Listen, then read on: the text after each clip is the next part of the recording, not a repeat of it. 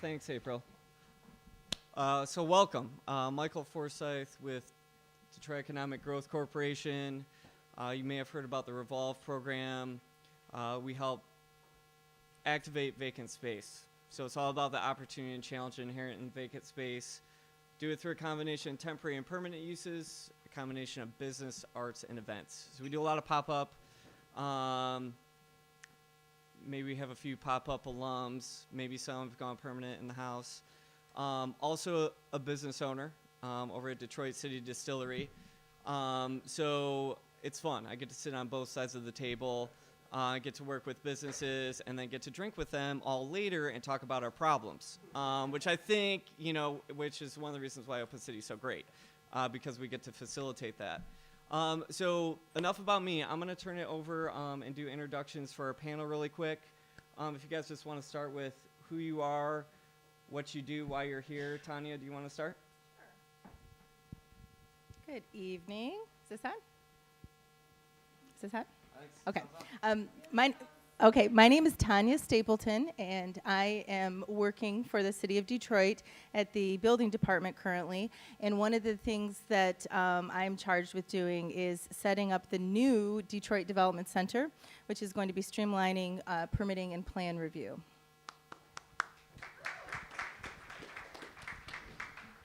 Good evening, everybody. My name is RJ Walney. I am Director of Business Development for Rock Ventures.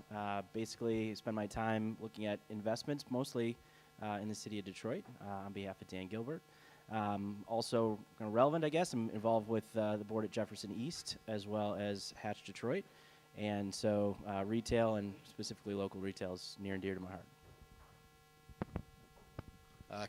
Case Janeway, owner at Case Corporation, a Michigan-based real estate brokerage specializing in retail representation. Spent a career helping tenants lease space around the country, but I've called Detroit my home base for 10 years professionally now, so here I am to help you out. Hello, Detroit. Rufus Bartell, RBI Group.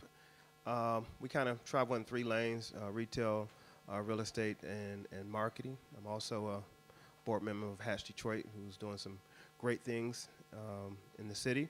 I'm also on the Illinois corridor. You're hearing a lot of exciting things on Avenue of Fashion.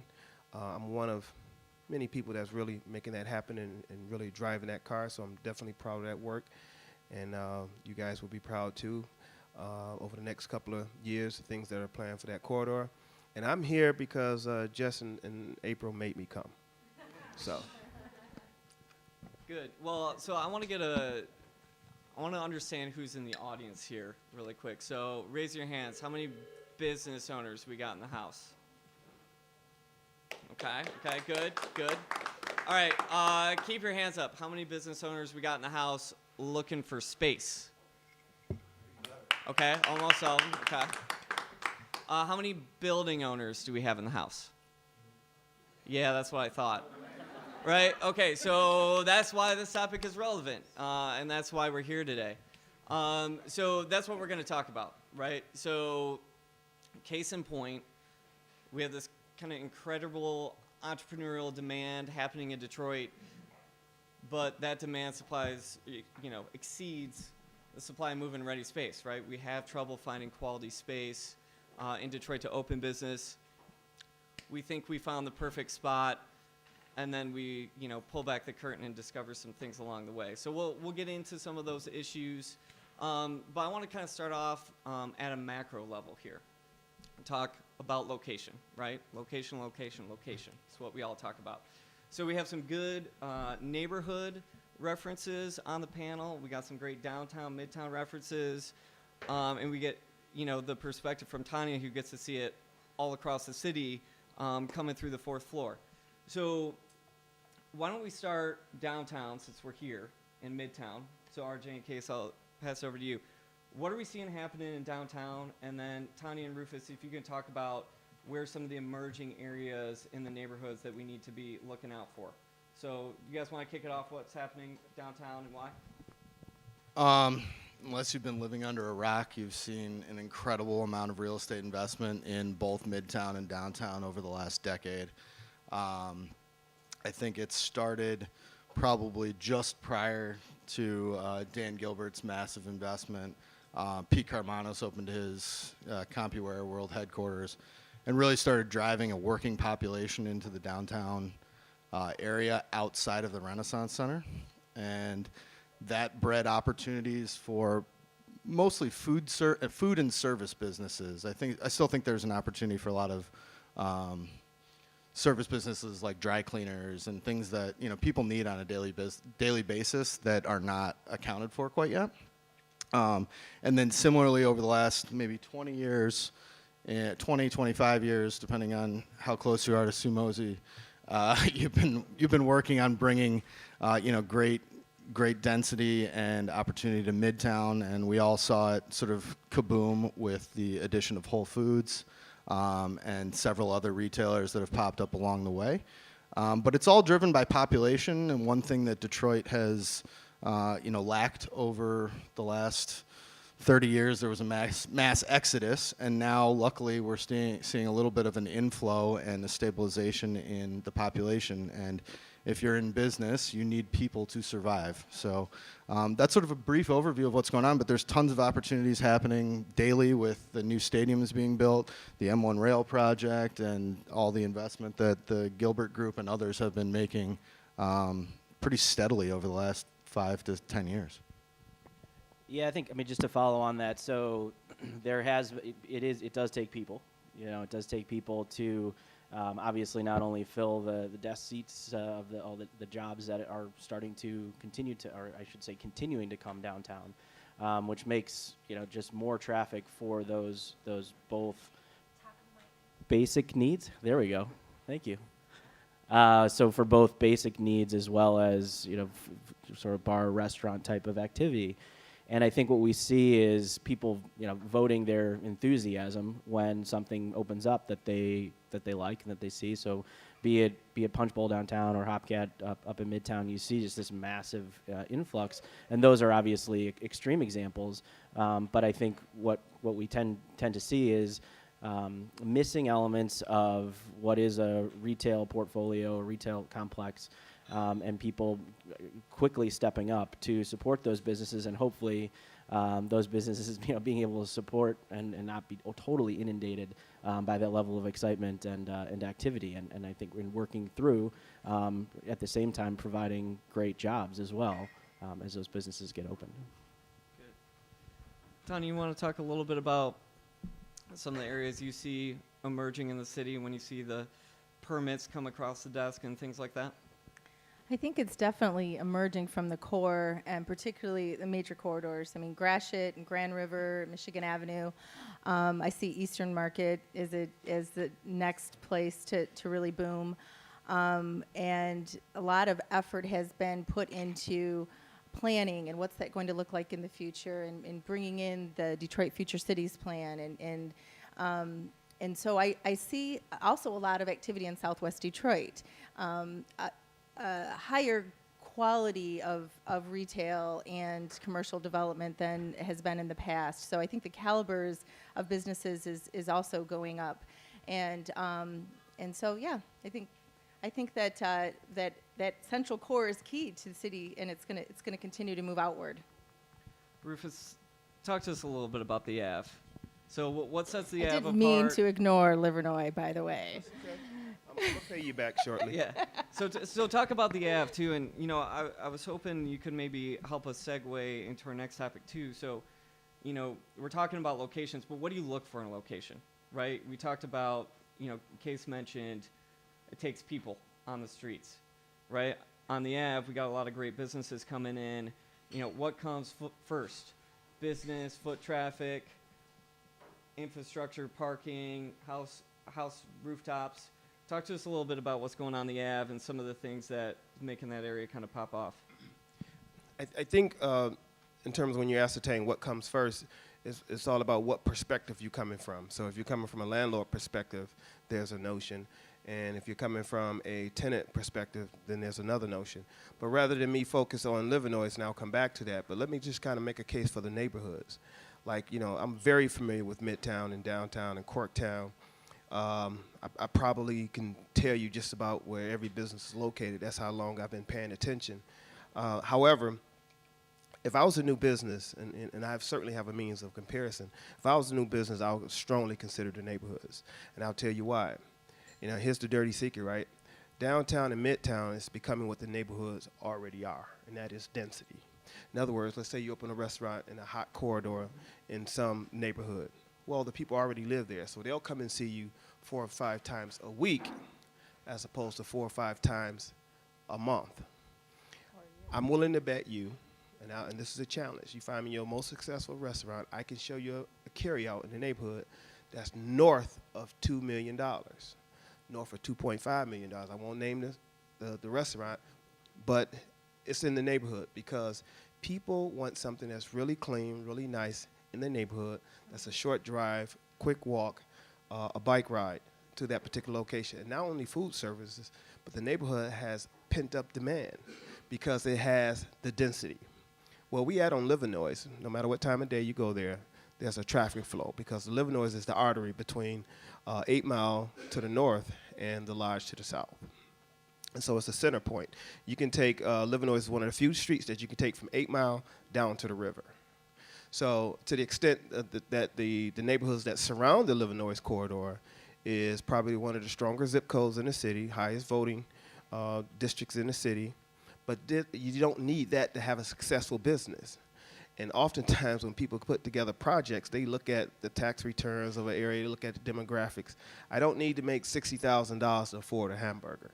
Dog, just give me a hamburger. I make $30,000, I can afford a hamburger.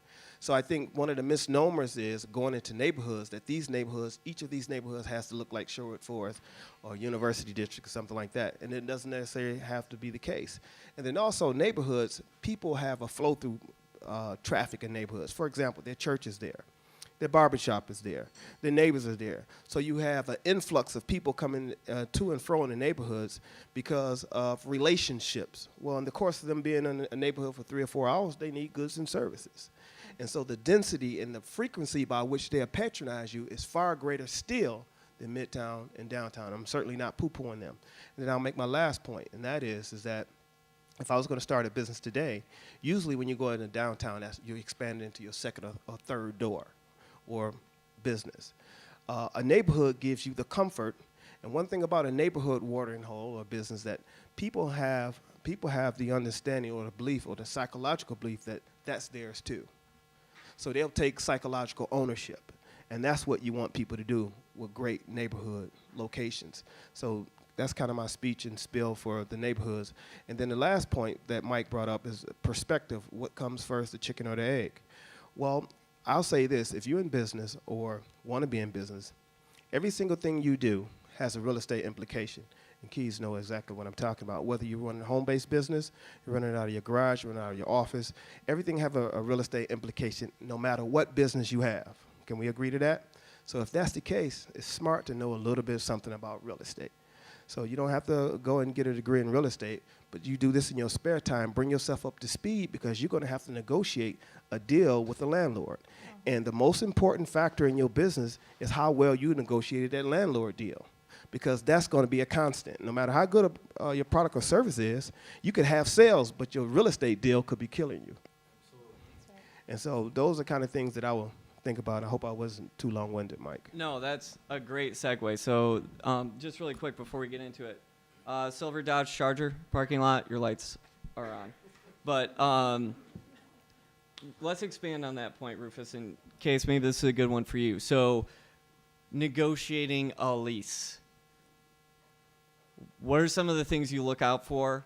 Talk to us a little bit, too, about how that negotiation typically goes. And, you know, if you're thinking about working with a broker, how does a broker facilitate that? So talk about some of the things to look out for in a lease.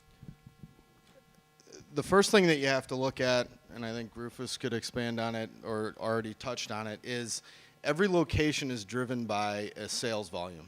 And what you're looking to try and accomplish is to minimize your rent obligations and all your other utilities and types of things that take away from your profit and control them at a number that lets you be profitable.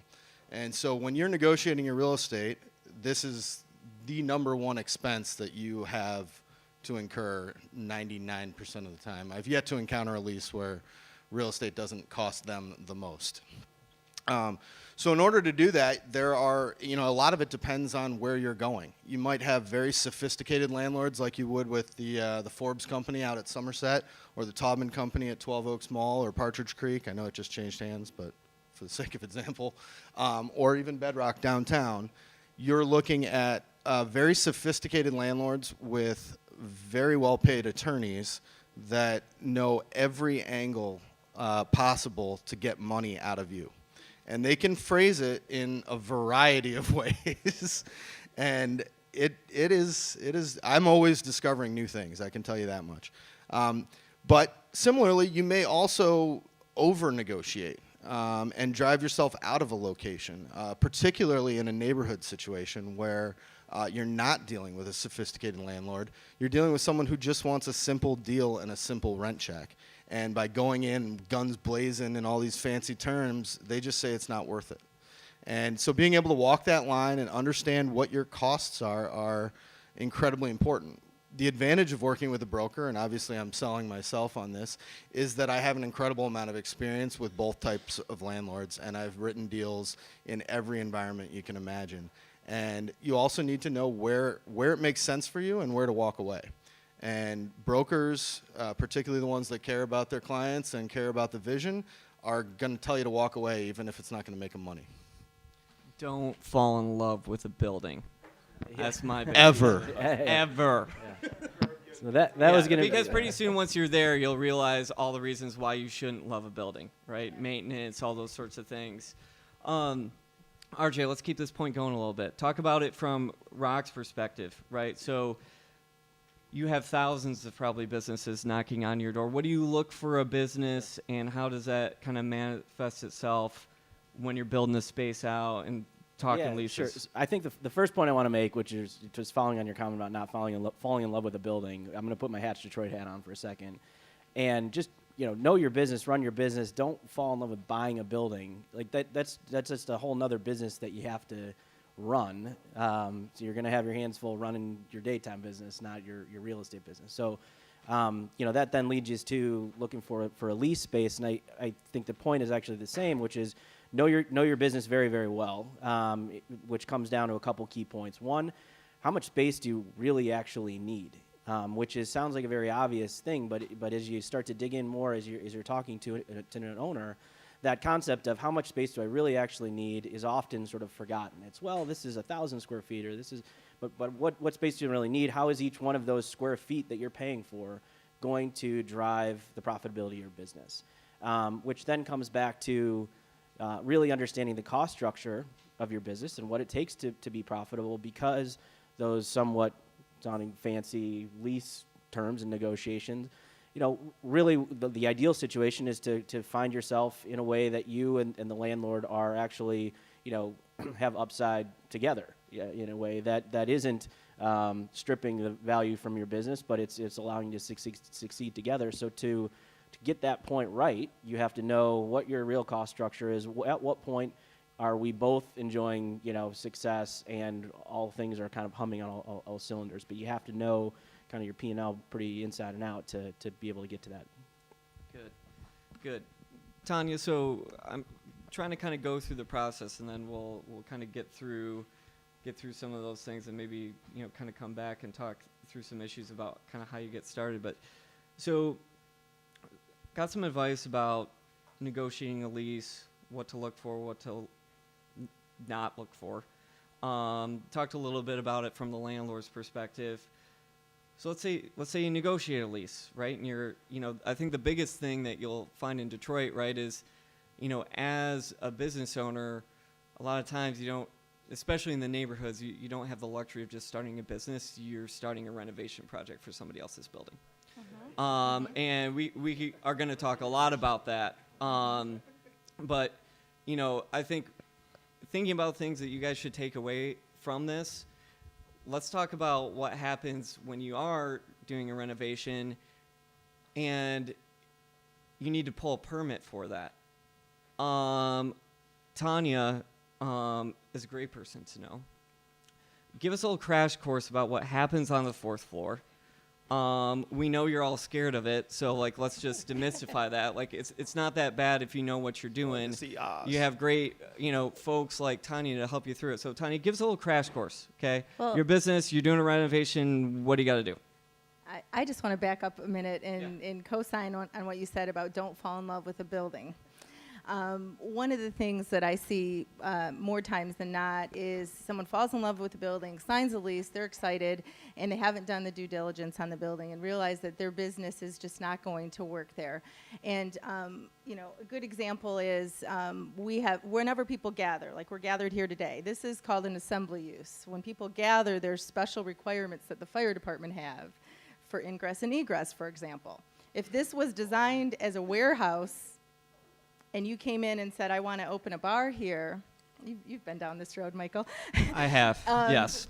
You have to, because it's changing use, bring it up to the current code, which you're talking barrier-free, you might have to sprinkle the building, you might have to completely redesign it. And so that's my advice is before you sign that lease, figure out what you can and cannot do in that building and what modifications will be necessary in order to actually occupy and get a C of O for that particular use.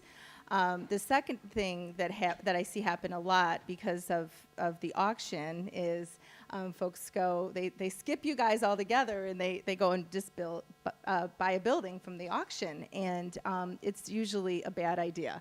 It's usually disastrous by the time you come to us, because when you do when you're purchasing a building or leasing a building, folks are going to help you through the process and make sure that building is going to meet your needs. But when you buy something from the auction, you don't even have your lender doing any checks. So that's usually problematic, and so that's my best advice there. I will say, stay away from consultants. We have this great entrepreneurial spirit in Detroit that extends to a lot of folks that will help you navigate the process. It's not really that scary. I mean, we have kind of bad reputation down at KMAC, but it's really the same process. And we were talking earlier, Michael, that the building code and our zoning ordinance is a little hairy, but the building code and the fire code and all of the state codes are the same regardless of where you build. It's just other people are better at communicating it. But there's all kinds of consultants out there that will charge you thousands of dollars to expedite your project and get you a permit. It usually doesn't go well. And so my advice is I have a great staff of wonderful people that are willing to sit down and talk through your project with you, but they want to talk to you. They want to talk to the business owner. They want to understand what you're doing and be able to advise you on how to help you, and not someone who really doesn't know much about your business. That's great. And just really quick, Tanya, a couple things.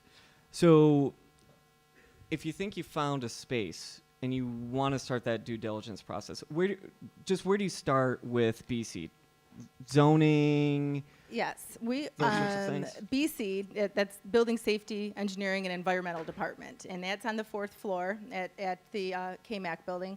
And what we recommend that you start, we're actually the zoning administrators for the city, and that's often confusing. People think you need to start with the planning department or the planning commission. You actually need to start in the building department, and you can request what's called a zoning verification letter.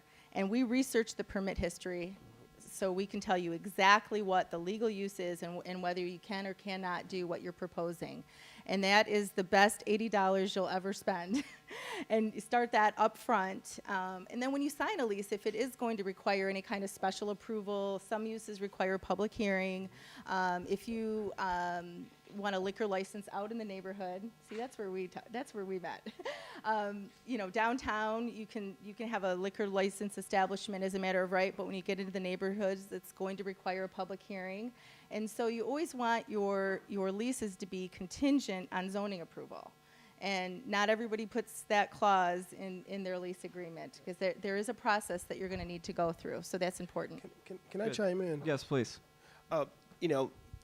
To simplify it a little bit more, is that one, I like the rehab projects. Like if you have a landlord that's not sophisticated and the building needs rehab, because you can negotiate a better price and also you can negotiate a rent abatement.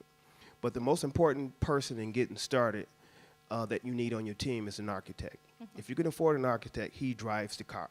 Yeah. He's going to make sure that you get your permits. He's going to make sure that with the use of the building, if you have a building that's not in current use that you want to utilize it for, then of course you're going through BZA and try to get that use change if possible. But I would just say, if you don't have an architect, find one, befriend him, get to know him.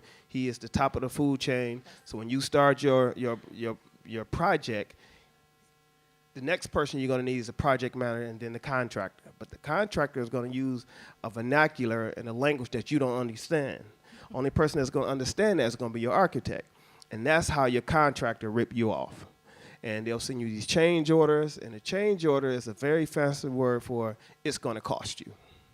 So having said that, you always want that architect as a shield. If you Yes. can't afford an architect, talk to him and cut him into the deal if need to be. Yes. Or there's some payments, there's the back end.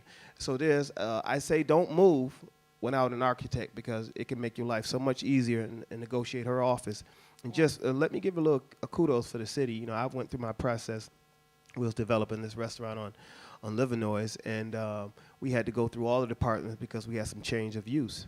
And they were helpful every step of the way. And I think Nate Ford was there at that particular time. He helped walk us through. So you have some experts down there, and their inspectors know everything. When I say they know everything, and they're going to know your architect. If your architect don't have relationships downtown, don't hire him. Yes. Just flat out, do not hire him. So the most important person on your team is your architect. And to that point, that person should be on your team from the beginning. When you start seriously looking at spaces, your architect should want to meet you at those spaces when you get serious about them, because you don't know what you don't know. Just to piggyback on the architect thing, we actually, some of those expediters, they are plan preparers. They will tell you that you don't need an architect, that they can draw up your plans for you. We have seen, I'm serious, people using fraudulent architect and engineering stamps, because by law your drawings need to be stamped and sealed, and they've made up stamps. I mean, there are serious, there's a lot of fraud going on right now. We're trying to crack down on it. You can go on the state website and the LAR website and check to make sure that your architect is actually licensed. We check when the plans come in. We know who all the players are in town, so if someone comes in that we haven't worked with, my staff will check and make sure that they're licensed and that they're legit. But you don't. By that time, you've already paid them, and then I see them run with your money.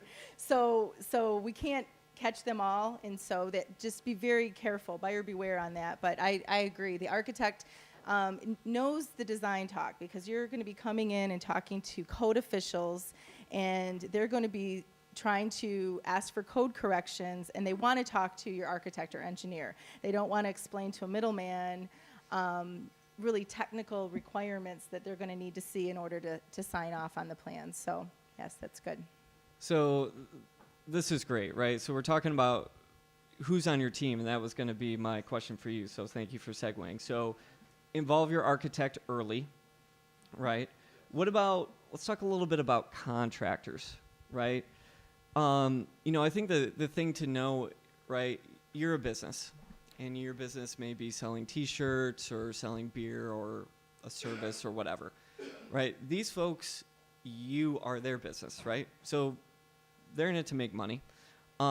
This is a very important business-to-business transaction to get right the first time, because you need to invest in it up front before you even get open. So these are very critical investments. So Rufus, let's talk a little bit about contractors. And I know Case and RJ deal with contractors. I know Tanya sees them all the time. What do you look for in a good contractor? Talk about the role of the general contractor. Yep. Should the business owner try to save a little bit money and play general contractor and manage the mechanical, folks and the electrical folks and try to save a little bit of that money, or is it worth the money to hire a GC to let you just focus on what you know, which is business? Yes, contractor, you want all of them to be familiar with the AIA form, which is architecture form, which is a schedule of services that simply says when something should happen and how much should be paid and how much draw can they pull down at that particular time after a certain amount of work is done. The next person you're certainly going to need is a project manager. Now, if you're familiar and you've been doing this a while, then you can project manage, but you got to know the language. If not, so the 3 key components you're going to need is certainly an architect, a contractor, and a project manager. But if you have a good architect, an architect can get you those other people on the job, and always get as many bids as you feel comfortable with, because you'll see that everybody has a wide range of what they'll charge for services. So the first piece of the puzzle is obviously a great architect, and having that great architect, he should be able to make recommendations, and then always ask for referrals. And ask the right questions. The first thing you want to ask the contractor is, can you pull a permit? That's the first thing. That's going to tell you whether or not they're licensed. Most people will say, oh, not me, but my buddy can. Well, that's a guy who can't pull a permit. And that's somebody who's working on somebody else's licenses, and you don't want that. The other thing is, of course, is the AIA form. And again, that's an architect form that give you a schedule of services. It gives you a timeline when things should be done, and you got the opportunity to withhold funds if that timeline is not met. And every change order has to be in writing, because what I found was when you make a change order is saying, instead of us doing this, we're going to do this because we found this, right? That's a change order. Change order is going to cost. But you want to know, you don't want that to be verbal, because 2 or 3 months in a project, you're not going to be able to recall every nuances of that deal and why you changed something. But the contractor is, and he's going to err on the side of, give me a check. Mm-hmm. So that's why you need a great project manager. You need an architect. And your architect is the shield behind contractors. Now, I'm not poo-pooing contractors, but there's some good, not even saying them bad, but there's a few good ones. So, That was RJ, subliminal, man, if you didn't catch that, by the way. right. So, another important person on the team, the landlord. Right. So, like, business owners, are you responsible for doing everything? No. Right. This is part of your lease negotiation, right? Okay. So, why don't you two guys talk about a little bit about when you're figuring up what needs to be done and who's going to do it and who's going to pay for it. Talk a little bit about that when you're getting in early, and then RJ, maybe you can talk about like landlords who actually can get it done. Sure. So, in light of Rufus's comments, I think when you look for these professionals, the key thing is to look for professionalism. How organized are they? How well do they follow up? What are they wearing? Do your research on who you're hiring. There's certainly a gradient between, what you pay for and what you get. It doesn't always equate, but there are certain indicators. If you think you're getting a deal, try and figure out why you're getting that deal. Is it an architect right out of architectural school who's diehard to get your project done and going to go make friends with Tanya and everyone down at the city hall? Or is it someone who's just been bumping along trying to get their first piece of business? When it comes to delivery of space, which is a very key term in your lease negotiations, whether you're in the neighborhood or in a world-class shopping center, you're going to typically get what's called a letter of description, because in general the space is not going to be as is where is. Sometimes in the neighborhoods you'll get a lot more of that, but in general, if you're dealing with a well-heeled landlord, they already intend to do a fair amount of work to the space before you come into it. And it's important for your architect to know, and it's also important for you to know, because if you go take on a space like Paul did with this one and restore it immaculately yourself, there's a considerable amount of time, effort, and money that's going to go into that, and you need to account for that in your business plan.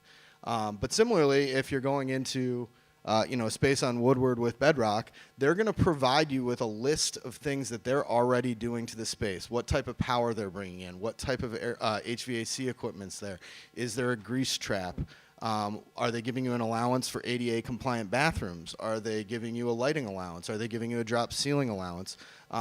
Landlords typically want to do less work than more work, but that doesn't mean that they're not willing to pay for the work that they know that it needs to get you open for business. And I think that those are the things where if you have not negotiated a retail lease, you start to get in over your head very, very quickly. You know, retailers like Joseph Bank require 2 sets of 220, electrical panels. Why do they do that? Because their lighting system is very complex, and they want it separate from their registers and other things. Probably not something that you and your architect are thinking about at day one, but it's definitely something that you may want to consider as you get closer and closer to signing that lease. Yeah, that's right. I mean, to follow on that, so many of our projects, right, are rehab of buildings that we're doing a lot of work to bring them back into service. We have had some new build structures as well, but I mean, the point is very much the same as far as a very clear picture as to what again, know your business. So what do you need to open and to open successfully, both from an equipment and operating perspective, also relevant dates. So, is there a seasonal element to your business? Is there a date by which you need to be opened? And have a very frank conversation about, look, if we don't hit this date or this time of year for an opening, maybe this isn't the right building for us. Maybe we need to be at a different building. So, what do you need? What do you need to be successful? And just to realize that, that level of white box is sort of a closed system in some sense as far as investment, right? But the dollars going in as white box, or dollars going in as tenant allowance, or rent dollars that they're getting through the term of the lease, all of those just impact what are the expected economics of this lease arrangement that you're signing with this business. So, you need to really be able to express how the setup that you need for your business to be successful is contingent and it hinges upon adequate investment to operate properly. One quick thing that I want to respond to both RJ and the last remark about know that your landlord have to give you a certificate of occupancy. In other words, from the city, you can't occupy a building unless it goes through these codes. So the bare minimum that a landlord has to do. Now, who has to pay for it? It's a negotiation process that you have between yourself and the landlord. And that's where all the profits are made. Right? A profit is made when you buy, not when you sell. So in other words, that gives you your greatest negotiating leverage. It's the fact that that this building that's not up to code, if he didn't lease it to you, whomever he leased it to, he has to bring it up to code. So there's a certain standard that has to happen.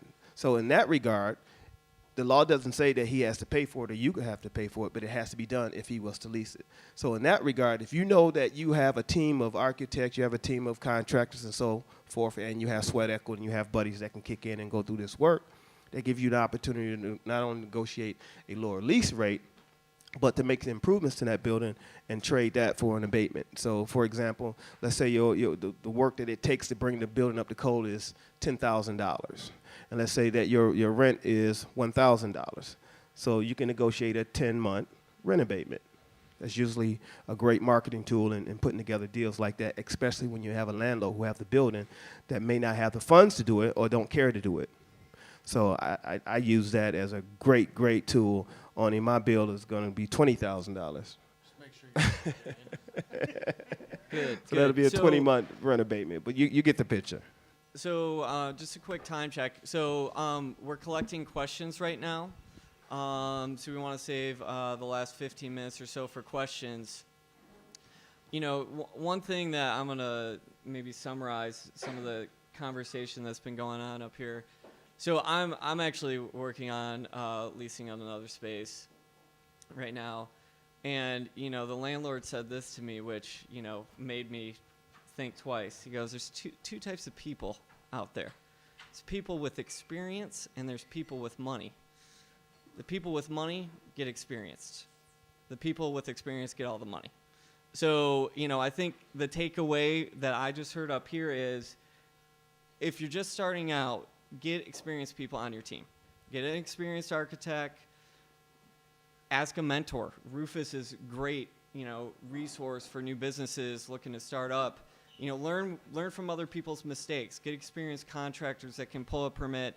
The lowest bid is not always the most attractive option, right? It's the lowest for a reason. You guys are all business owners. You understand these sorts of things. So you know, I think a big takeaway is make sure you work with people who are experienced, especially if this is your first venture, right? Second time around, you've learned School of Hard Knocks. You're much farther along. But, you know, let's talk about how to get started, right? So we talked a little bit about what needs to be done.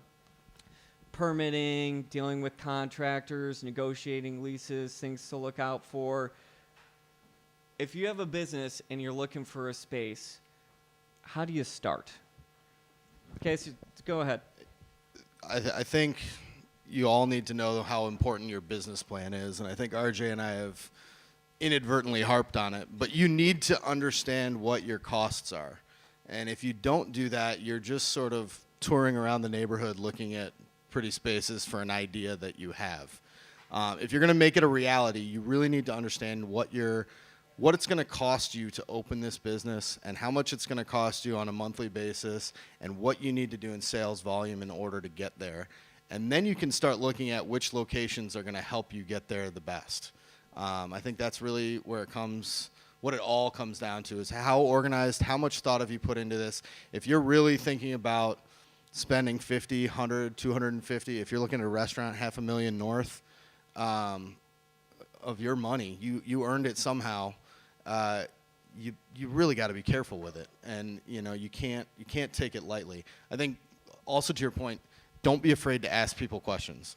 Most people they don't want to see you fail either. Even no matter how you met them tonight, you met them at the bar. If you have an interesting question or something you don't understand, ask them. They're not gonna tell you the wrong thing just to mislead you.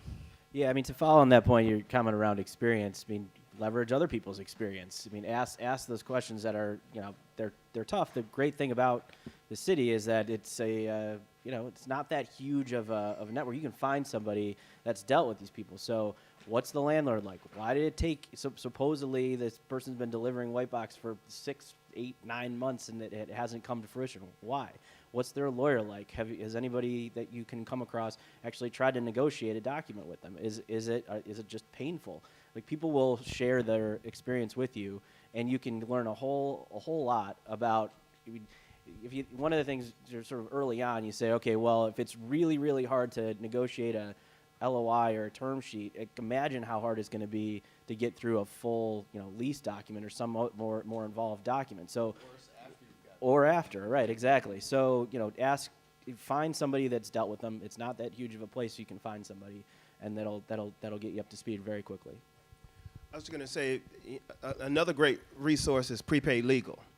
And they are great in negotiating leases. As a matter of fact, about 10 or 15 years ago, I was negotiating with, I think, Rite Aid at the time. I had Prepaid Legal, and I had some attorneys that I had been working with for a number of years. And actually, I got the deal done through Prepaid Legal, which cost me a fraction of what my attorney would have charged me. There's I think Power & Chapman's, if I'm not mistaken, is still the law firm that's handling most of the prepaid legal in Michigan. And what they allow you to do is call, and they can negotiate leases on your behalf and do other work at discounted rates. And so these are the type of resources that's already there. And one other thing I would say is that don't feel like you have to have all the answers before you get started. The main thing is to get started, and you'll be surprised how things are revealed to you and new worlds begin to open up to you.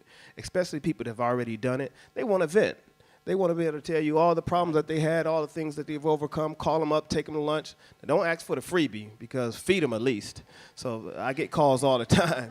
Take me to lunch, and I'll spew all the things that I can spew at you for the next 30 to 45 minutes, and you'll be surprised how many people will be willing to help you. And it's a daily grind for me every day. I don't have everything all figured out, but I have a phone. My phone has 5,000 numbers in it. I'm going to call somebody until they answer. So the main thing I would say I will leave you with is don't feel like you have to know everything before you get started. And I know we've given you a lot of information, and just digest it in small portions, and then get up and do it every day. Your business plan obviously certainly is your roadmap. So but the resources in Detroit and the people that are willing to help you is staggering. I've never seen it like this. I mean, everybody is willing to help everybody. That's a new tagline, Detroit. Everybody helping everybody. I like that. I like that. There you go. So one last thing before we dive into questions here. I got a little something I think a lot of you are going to be interested in, and you may have heard the mayor preview it during the State of the City, but it's going to come out April 1st, and I think you'll be very excited about it. It's called Motor City Match. Okay, so the concept is simple. So it's all about finding the best vacant real estate in Detroit, find the best businesses from Detroit and around the world to go in said real estate, and then provide funding, lending, and tools to help get open. So you'll hear this a lot. $500,000 in matching grants per quarter available starting Q3. Not to mention at least $1 million in small business and construction loans in 2015. Got well over $1 million in technical assistance we're deploying. Everything from, helping you turn that idea into a business plan to once you found a space and you're like, whoa, I need some help, getting through negotiating this lease or figuring out how I'm going to design and build this thing. Those are the sorts of technical assistance that we're going to be providing. So it's MotorCityMatch.com. You can go online and sign up to learn more. For you business owners out there, I'd really encourage you to sign up. So you'll get all the latest information. The application for business opens June 1. The application for building owners opens up first, right? We got to find buildings to put businesses in. That opens up April 1 to May 1. So if you're out there looking for space, you think you may have found a good one, talk to that building owner about getting them in the pool. Because once a match has been made, then you kind of accelerate the process a little bit. We'll be having some good tools around, sample letter of intents or leases and things to start with to kind of help you on that journey of finding space, building it out, and getting open. So check out Motor City Match. I'm going to get into questions here real quick. We got a lot, so I'll do my best to get through some of them. Oh, I get to pick the best ones? Okay, so this is one of my all-time favorite questions at the top, so I'm just going to start with this. What was your biggest investment mistake, and what did you learn from it? Rufus, I know you want to answer that question. Can you restate the question? Yeah. So what was your biggest investment mistake, and what did you learn from it? An impact or dollar amount? I think that is up to you. Oh. Because I've made sometimes so many mistakes. Yeah. I've made a lot of mistakes. Well, probably when I was trying to develop a vertical mini mall in Pontiac when I was 26, 27, I was way over my head. I didn't know it. My partner was in Pontiac. I used to drive from Detroit, and probably my first sign was I used to make it to the building before he did. That was probably my first sign. But it was a very powerful landlord and a very powerful hospital there. And it was a beautiful building, about 15 to 18,000 square feet. I fell in love with the building, making all the mistakes, coming straight out of school, made all the mistakes, fell in love with the building. The landlord knew that. We put all this sweat equity into it. We working in the building 20 hours a day, just about. And he let us put all this work in it while at the same time, all along, he was negotiating with the hospital to buy it behind us. And learning my first foray into politics is that they had did a story on my partner and I and promised us some grant dollars, took pictures of us, and we never got the money. So that was a very sobering. I spent 2.5 years up there, lost every single dime I borrowed, lost every single cent. And because I didn't do my due diligence to find out that this landlord was secretly negotiating with the hospital to buy it, while he had these young guys in there making a go of it because he knew it would take a couple of years to get the deal done with the hospital. So he used us to occupy the building. So that was a huge mistake. I think I cried, but I learned a lot from that. But you're still here. Still here. Right? Started from the bottom, now I'm here. So, right, and I think too, I think it's important to realize you're gonna make mistakes. You can't possibly know everything. It's a lot about grit and determination and just getting back up. Mistakes are very good. Yeah. Mistakes are good. Yeah. Absolutely. You guys got anything to add? Or should we move on? This is not as heart wrenching as yours. I will make it general, a little bit more general. So just more relevant maybe for the room, at least coming from my perspective. Again, going back to kind of knowing your business. I mean, taking a very hard look at, is the business that I'm creating, is it more of a social venture or not-for-profit type of business, or a for-profit business? I mean, having looked at a number of business plans and businesses, both retail or otherwise, people trying to do all things and not being sort of true to who they are, what their business is. And similarly, from a retail business perspective, do I have an actual retail store in my concept, or am I selling a product that should be sold at a store? And just because you may have a great product, but it should be paired with or around other great products. And so just to be clear on what it is your business actually is, and again how it makes money. Good. So we had a couple questions that are kind of the same but a little different around co-locating or joint ventures. So one of the questions was, what should I think? Should I consider co-leasing a space with another tenant? Should I consider kind of bringing in another business or a landlord, centered around partnership? So cohabitating, good idea, bad idea? Getting married? Case? I just got married. Thank you. Yeah, that's not from the marriage. So, one of the cardinal rules of retailing is co-tenancy. You want to create an environment that will maximize your sales potential.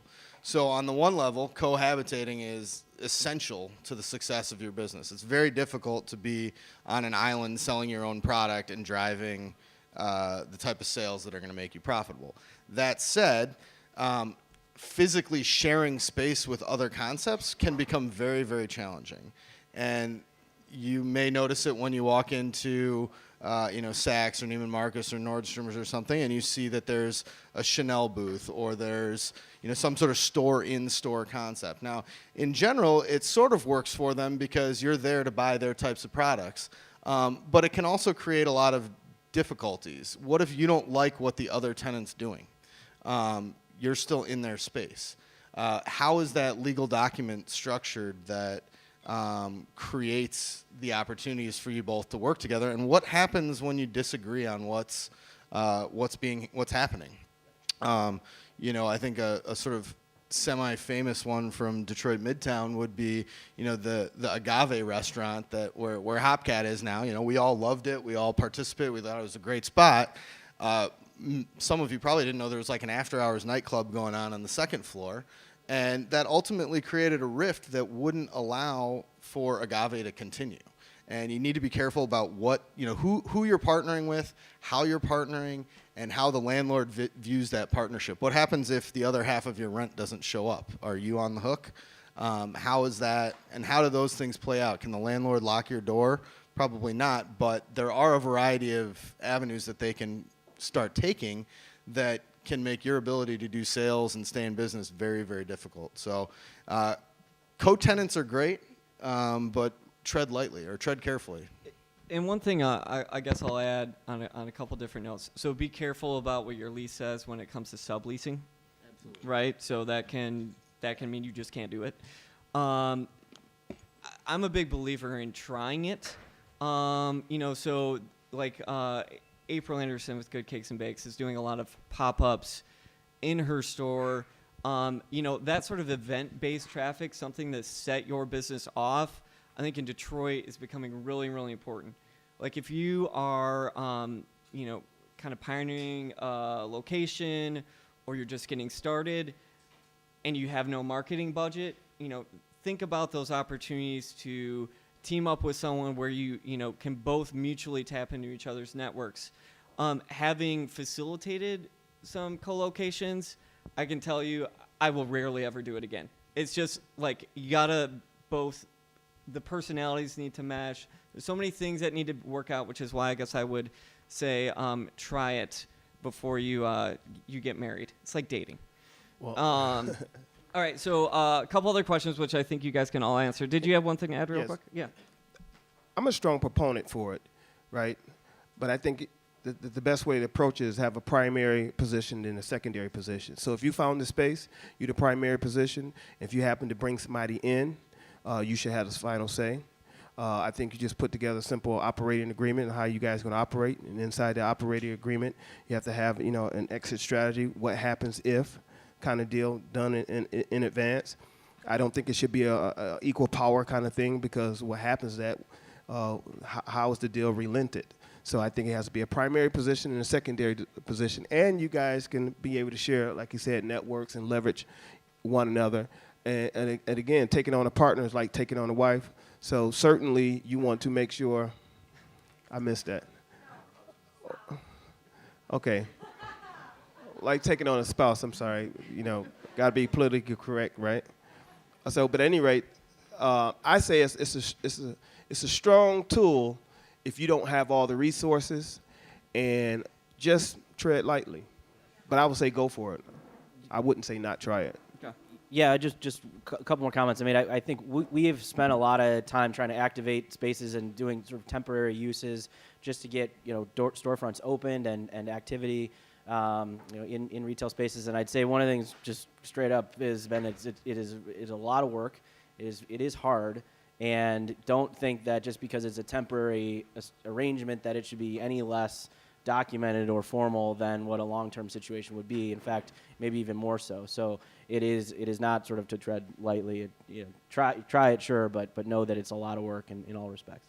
Okay, I'm gonna ask one more question, and then we'll let this all go. There's a lot of great questions here, so if you didn't get your question answered, come up. Feel free to talk to me. I'll help direct to one of the panelists who I think might be best to answer it. Okay, so last question is about business identity and how your location plays into it. So we had some questions about engaging the community when you're starting your business, how your business kind of takes on the identity of the neighborhood. Tanya, let's start with you. What do you got to think about engaging the public? And, what does that mean? What's your location mean to your identity as a business? Well, as a city planner, I think I'm going to have a much different perspective rather than I think the question is more related to marketing and positioning in the market. But what I do as a code enforcer, as you know, is do the public hearings, and your neighborhood could kill your project before it even gets off the ground. So particularly if you have, again, a project that some people may not embrace because of traffic or late hours or something like that. If you don't reach out to your neighbors and, like Rufus said, they need to be a part of it. They take ownership over that. That's their neighborhood. And you're coming into their neighborhood. And there's a certain number of people that there's a offense taken that you haven't consulted them before. How dare you open a business in my neighborhood? So that is really important. But there are businesses that you open that don't really need any neighborhood input, but they could boycott your business, even if you don't need any special public hearing process. So, and you're laughing because we went down this with your business.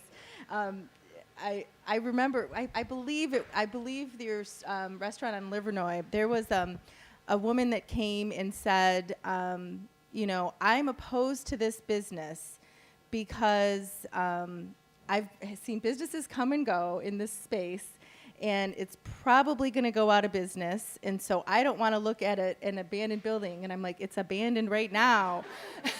And then she also said that she drinks tea, and she's morally opposed to any business that served alcohol. You're just going to have that stuff. It's just a reality. And so the more you can build those relationships before you really invest in a neighborhood, the better.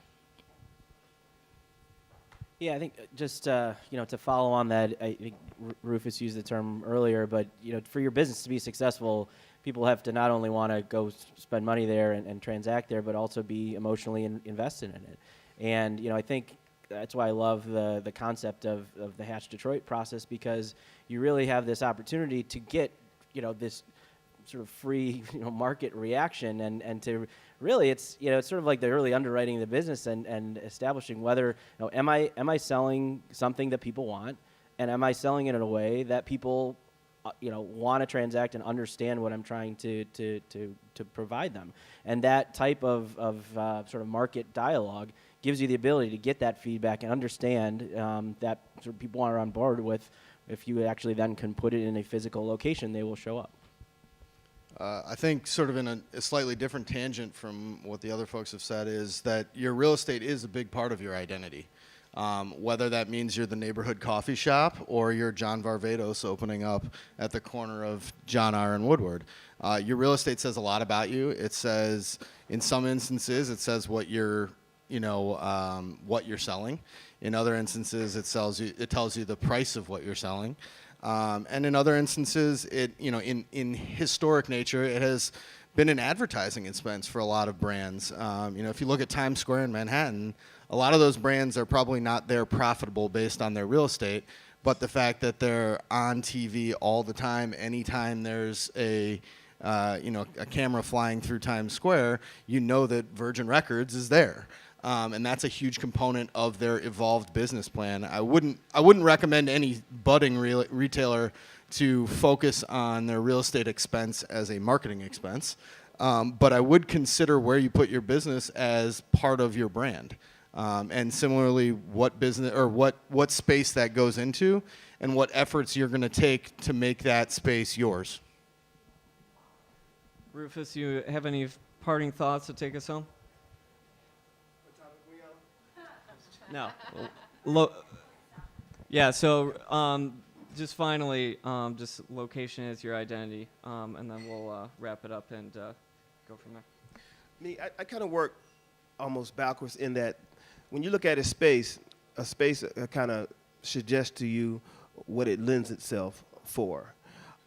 Certainly, the footprint of the space already makes a difference, and depending on how much rehab dollars you have to change the look and the feel of a space. So that's why oftentimes we fall in love with a space, because it's already the look and feel that we're already envisioning. So certainly what kind of business you have, you got to decide who you're serving, and then at what location best answer that service. So certainly, no matter where you go, you want to control what I call the psychological factors, and that is getting the public to buy in to your business psychologically. Like, this is my watering hole, this is my barbershop, this is my cleaners, this is my restaurant. And the way you do that is what Tanya said earlier, and that is you got to go among the people. And you got to go among the people way before your door is going to open, because they can easily say, hey, you just coming to me now because you're trying to get open in 30 days. So go among the people early, get a feel. But don't be deterred, because it's very important, because you're going to have some people that are professional people that just says no. They don't want anything. And you got to be able to see past those people. You got to listen, but you got to be able to see past those people. Good. Well, thank you, guys. I appreciate the wisdom and the lessons learned. Thank you all for coming. Give yourself a round of applause. Thank you, April, for hosting us.